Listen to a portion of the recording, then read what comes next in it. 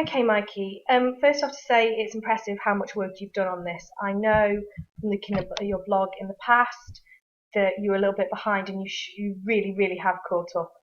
I think your initial posts are good. There's clearly a lot to show your learning here. It's starting off well, where you're talking about what you have learned and what you can tell from these posts on mise en scène, establishing shots, cinematography, and sound. I don't think you need any more at this point. It would be good if you could explain here what you're doing for your preliminary task.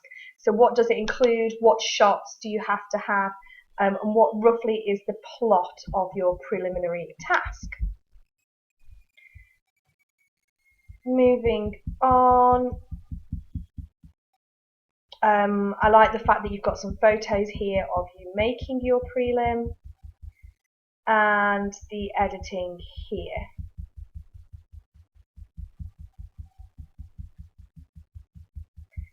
You posted your prelim task there and your peer assessment. I like your self-assessment of your prelim task, but in the future you must remember to try and present this in an immediate, rich way. But I do like the fact that you've thought about what went well and what you could have improved. You use a lot of this package. I'm not quite sure what it is. And I like the information that you're presenting. Again, your whole blog is very text heavy. So when we talk about media rich, it's not just about creating slides with writing. I need to be able to hear your voice. So I would really urge you to use Screencast-O-Matic to present some of these posts in a more media rich way. I have no problem with the content at all of that previous post. This post is one that really I think needs redoing. You just talk about these directors, but you don't say how they inspire you. So what is it that you like about Wes Craven? What does he do that you want to try and emulate? You need to talk about each part of that for each of your directors. I'm happy with this app using the collage editor. Again, I like some of these posts here about the link to social realism.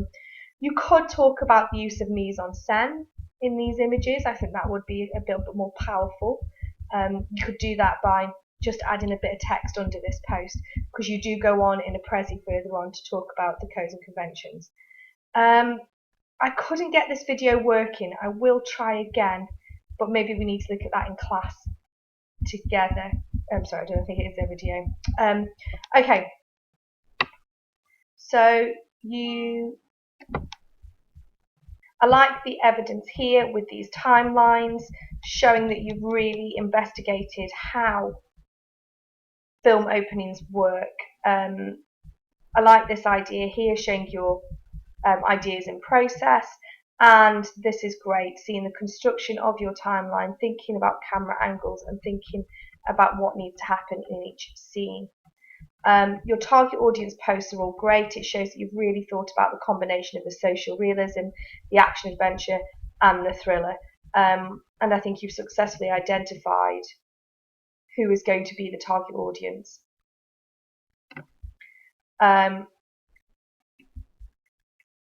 Key codes and conventions. I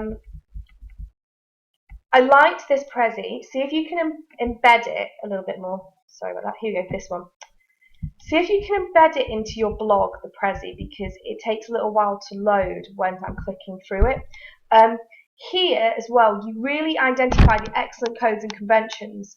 Go back to that prezi and do a summary slide saying, okay, what codes and conventions am I taking from social realism? What codes and conventions am I taking from a thriller? What am I taking from action adventure?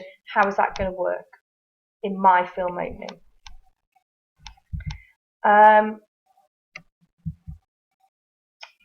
I'd like you to explain to me why it's going to take place in Camden. How does that fit your genre? I like this information about the characters and the plot, and I think you make it really clear how that's going to unfold. With this post here, just make it clear that this is a narrative of a whole film. So you are just revealing this little bit here, this exposition bit. So essentially you're setting up the plot for the viewers. can you go back and put that into this post? Because you shouldn't have the rise in action, the climax, the fall in action, the denouement in the film opening. This has to be the whole film. Again, create an enigma in our film opening. I don't mind this app, but again, it feels like a slideshow going through different text. I really want to see you talking about these things because it's really going to strengthen your grade. At the moment, I'd say this is working at a level 3 and a good level 3. So I'd be looking to give you 15 out of 20 at this point. But Mikey, if you do not start using videos and start talking about your work on this blog, this is going to fall. The work you're producing is brilliant, but the exam board aren't going to want to see much more writing.